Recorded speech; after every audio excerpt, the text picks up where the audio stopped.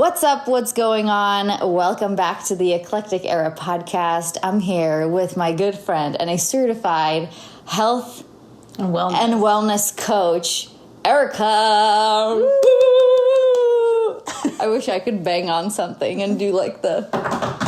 There you go. All right, welcome back. How are you? I'm good. What's new?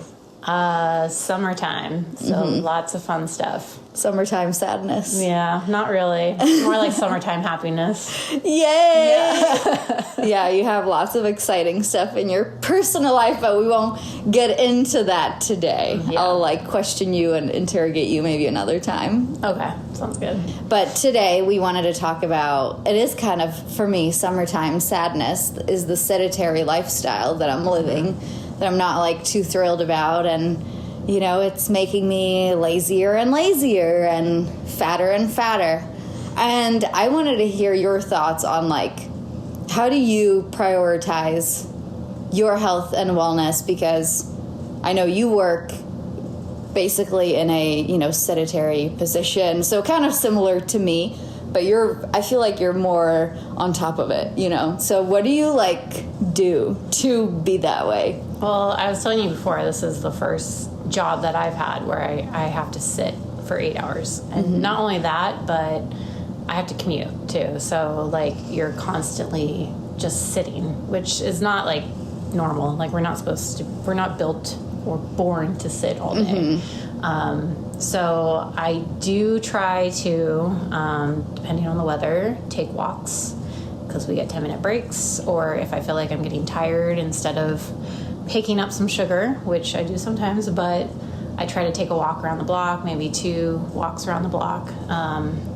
For those of you who are in the office every day like me, 5 days a week, this is probably the best thing you can do, because you can't just get up and walk around whenever you want. I mean, depending on how busy your office is, but so it's very tricky to try to keep your body moving when when you have to sit. You're literally forced to sit, which is probably the number one, I don't know if, I'm not a scientist, but isn't that a leading cause of diabetes? It's all linked to diseases and sicknesses if we sit for prolonged periods of time. And yeah, I feel like that's a known fact. We're not meant to be sitting, like you said, for extended periods, because it does make your health decline, and you make not the best choices in terms of maybe snack foods, and especially at work, they stack it with all sorts of unhealthy, delicious things that are hard to resist. Personally, working from home, at least I have the controlled kitchen environment, but then I can go get up and eat all the time. So that's not great either, but I agree with you, the walking. Okay, so I try to walk as much as I can. What about when you're just so tired after work and you don't want to go work out? Well, that's another problem. I was actually having a discussion with one of my coworkers about this, how this is my first real office job, as well as hers, and she said that she's never felt more tired. And I think a lot of it is because we're on the computer all day and just staring at a screen, and it gets more tiring than you think it would. It's exhausting, literally. Yeah, and you're not doing any you're using your brain, but physically you're sitting. Yeah, I know we talked about this last time with F45 and stuff, but the first thing I do when I get home is put on my gym clothes. So instead of sitting down or even just getting my dog outside, it's the first thing I do. So once I'm in my gym clothes, I'm well, I gotta go to the gym now, because otherwise. So you change immediately, and that's kind of you're forcing yourself to go. Yeah, because otherwise I'm just gonna put my pajamas on, which is probably what most people do, or they want to do, or I want to do. So your inside clothes. Yeah, and your comfortable clothes. And, and then all of a sudden TV's on, and, but obviously I don't have children, so I'm speaking for someone who's, That's a good tip, though. Changing immediately. I've never done that. And I probably did that driving from work when I wasn't fully remote, like driving to F45, because then, yeah, you have to change in order to go work out. But I think that's a great tip. So, okay, I'm going to try that out because, yeah, it's been so hard for me to, like, get to the gym. And I know I've been telling you earlier, like, the heat is really exhausting too. Yeah. And just like overcoming the daily trials, and yeah, I guess you would call them like trials, right? Because every day you wake up, you're not like thinking, oh my God, I'm gonna smash the workout because I feel so good. Like sometimes I wake up and I feel like shit, and then It's usually how I wake up too. Yeah. I'm definitely not like a morning gym goer. I know some people are, but I have to do it after work. Otherwise you wouldn't. Otherwise I wouldn't at all. So it's definitely a struggle sitting at work all day, but I try to like think about the fact that I'm going to go to the gym later and like motivate myself. Yeah. Even like when I'm at work, even when I'm like feeling like, no, I'm not going to do it today. Like I'm just too tired. I'm just going to go home and like skip it. But I'm like, no, you have to. Like you have to do it. You're going to go home. You're going to, so like trying to change like my mind frame completely around it as well. And make it something like exciting to do. Have you heard of romanticizing, like, I think I've heard this in terms of, like, romanticizing weight loss, but kind of that approach could be for anything, like romanticizing your wellness journey or your, like, mental health, journey. Everything's a fucking journey, but, like, romanticizing the workouts and just, like, getting fitter.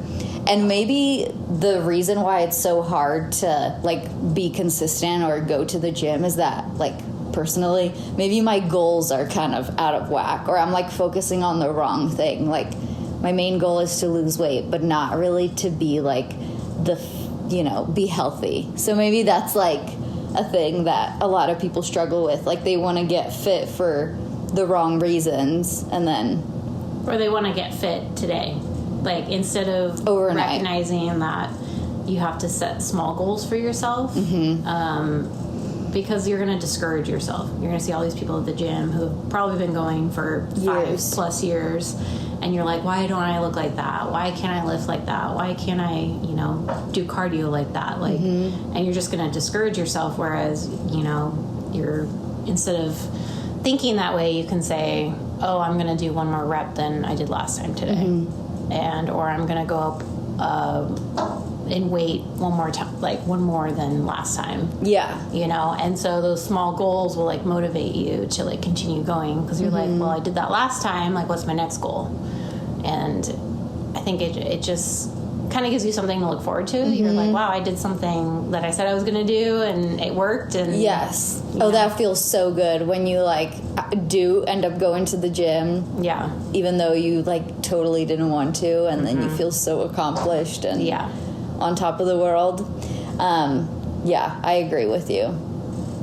It's almost like do what you can and start small, and then have little goals. And then it's like you don't have to go to F45. You can just do a little like step home workout or something. Yeah, or even like you were talking about, like a walk, like especially people who are just starting off. And, I know people in my life who haven't worked out in a long time, and their goals are like, I'm gonna walk down to the end of the street and then come back.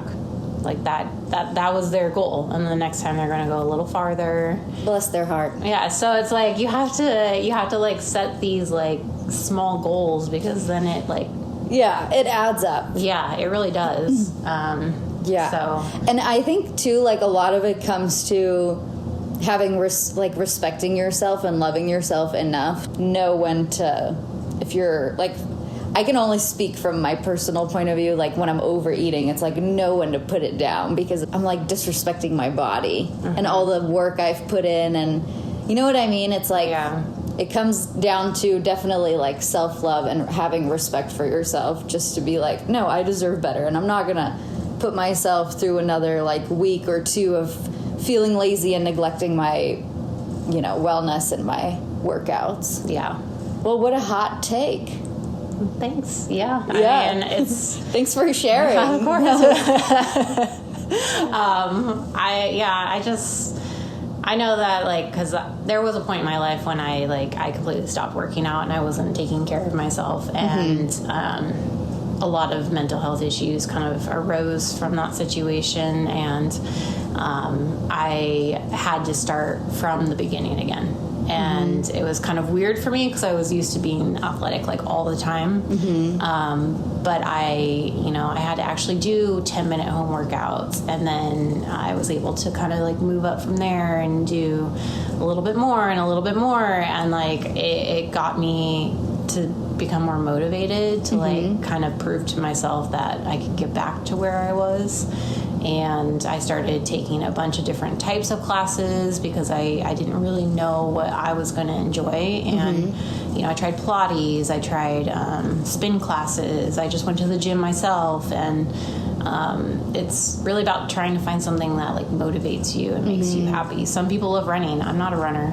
Like that. Me neither. It just doesn't, and I don't enjoy it. And there's people who, love it. And that's their thing. And, so everybody's so different. And so I never want to tell people like, oh, you have to, do it this way, because everybody's journey is different. And they, everybody just has to kind of try to figure out what their thing is, like what they like the most. Yeah, do you like to do home workouts? Some people like the cardio bar, some people just want to do really small 20-minute ab workouts. It could be anything, just as long as you get moving. Yes, so it's like staying active and moving throughout the day. I think that's a big thing, and that's why I got my step pad at my house. For anybody who wants to get one or has been thinking of one, get it. I can vouch for it. So you have the treadmill at your house. I have the treadmill. Yeah, and I know it's a step pad, Yeah, step pad. One step wrong, you're out because it's so thin. Are those thin? I've never actually seen them in person, I don't think. Yeah, well, you'll see it when you come over, but it's like the pad that moves, right? Like the treadmill part is narrow. Yeah. And so, one wrong step, like I already messed up my shoe on it. It like, cut into the heel, and they're pretty dangerous, but I love it because you can watch TV and get your steps in, as long as you're paying attention. So there's no handles. Yeah, that's what the scary part is. I don't know. I don't think I'm coordinated enough for that. But the reason I got it because, working from home, and I can definitely notice just the negative effects that it has on my weight. I got a standing desk, and so this step pad, is like the perfect pair for a standing desk because I haven't actually tried it together, but having like a standing desk I think is key if you're working from home and you want to be like a little bit more mobile and like you said, just stay moving kind of throughout the day. Yeah, I definitely wish I could get a standing desk. Ours are like the wooden desks, so we'd have to like completely remove it at work. But yeah, sitting is a lot during the day, so the standing desk seems like something that would be really beneficial. Maybe you could be the change. Yeah. To influence that. And you like it? Like you're able to kind of like bring it back down if needed? Yeah, it has a motor and everything. Oh, wow. Yeah. That's Amazon, baby. I know. That's actually it's cool. Nice. It is cool. So yeah, I guess just keep on moving, huh? Keep on moving on. Yeah, I mean, just you have to work, so like you just have to find little ways throughout the day. I know I've seen people who have those little like treadmill kind of the like, little cycling things and all that stuff, and I mean even just probably doing stuff like that will keep you like more awake during the day. Because I tend to drink quite a bit of coffee and I'm still sleepy, so the screen will just do it to you. And kind of like routine tasks or very draining, exhaustive, like text heavy things and documents you have to read, I'm sure that'll make you tired.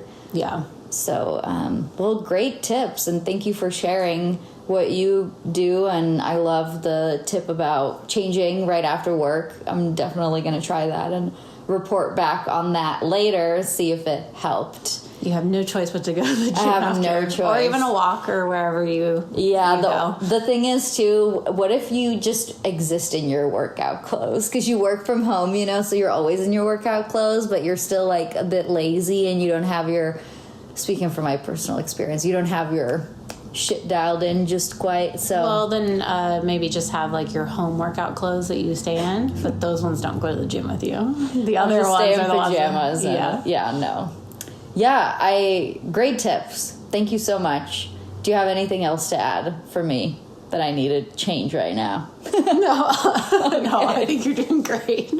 I did work out today. A little progress here and there, it just pushes you in the right direction. Mm-hmm. Stop being so hard on yourself. That's a big thing, because I feel like that is the most unmotivating thing a lot of people deal with is themselves and their own like internal talk of I'm not doing well enough, I need to do this and that, and it's or like no matter what you do it won't improve, like you're stuck being this way. It's just like nasty voices that can definitely deter us from reaching our goals in more ways than one, not just physical. But I agree with you. We'll be back in the next episode talking about who knows what and more shenanigans. But thank you, Erica, for joining the Eclectic Era podcast. You guys be sure to find her on Instagram. I'll link her tag. Is it a handle? No, it's a handle. It's a handle. I should know. I will include her handle in the descriptions below so you can check her out. Be sure to subscribe on YouTube and follow on Spotify. And I'll see you in the next episode. Yay! Bye-bye. Thank you.